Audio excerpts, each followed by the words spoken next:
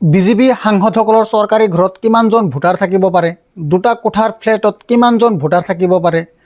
ৰাজ্যসভাৰ সাংসদ সঞ্জয় সিঙে এজনকৈ সাংসদ আৰু কেন্দ্ৰীয় মন্ত্ৰীৰ নাম উল্লেখ কৰিছে আৰু তেওঁৰ ঘৰৰ পৰা ভোটাৰ তালিকাত অন্তৰ্ভুক্তিৰ বাবে কিমানজন ভোটাৰে আবেদন কৰিছে সেই তথ্য সদৰি কৰিছে। সঞ্জয় সিঙে 11 জানুৱাৰীত এখন সংবাদমেল অনুষ্ঠিত কৰিছিল। 17 মিনিটলৈ কণ্টিনিউ কেন্দ্ৰীয় মন্ত্ৰী, সাংসদ আৰু প্ৰাক্তন সাংসদসকলৰ নাম পঢ়ি গৈছিল আৰু সকলো বিজেপিৰ আছিল। এজন সাংসদ কংগ্ৰেছৰ আছিল। কোন ঘৰৰ পৰা কিমান ভোটাৰৰ নাম যোগ কৰিবলৈ আবেদন কৰা হৈছিল সকলো সঞ্জয় সিঙে প্ৰেছ কনফাৰেন্সত কৈছিল।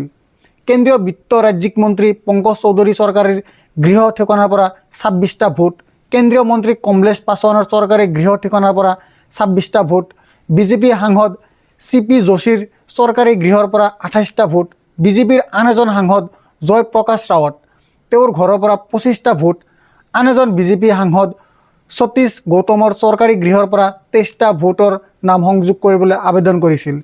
বিজেপি সাংসদ CM ৰমেশৰ চৰকাৰী ঘৰৰ ঠিকনাত 16টা ভোট যোগ কৰিবলৈ আবেদন কৰা হৈছে। আন এজন সাংসদ বিজেপিৰ ধৰমবীৰ সিং তেওঁৰ ঘৰৰ পৰা 15টা ভোট যোগ কৰিবলৈ আবেদন দাখিল কৰিছে। ৰাজ্যসভাৰ সাংসদ বিজেপিৰ নেতা সুৰেন্দ্ৰ সিং নাগাৰাৰ ঘৰৰ পৰা 14টা ভোট যোগ দিয়াৰ বাবে আবেদন কৰা হৈছে। গতিকে বিজেপিৰ এই 8জন সাংসদৰ ঘৰৰ পৰা 173জন ভোটাৰৰ নাম যোগ কৰিবলৈ শিফটিঙৰ বাবে আবেদন কৰা হৈছে। ইয়াৰ ভিতৰত তেওঁলোকৰ 2জন কেন্দ্ৰীয় মন্ত্ৰী। সঞ্জয় সিঙে আৰু বহুতো লোকৰ নাম লৈছে, ঠিকনাও কৈছিল। আমাৰ প্ৰশ্নটো হ'ল, এই সাংসদসকলৰ ঘৰত ইমান মানুহ বাস কৰে নেকি? এই লোকসকল কোন, যাৰ নাম নতুন দিল্লী বিধানসভাৰ ভোটাৰ তালিকাত অন্তৰ্ভুক্ত কৰিবলৈ আবেদন কৰা হৈছে?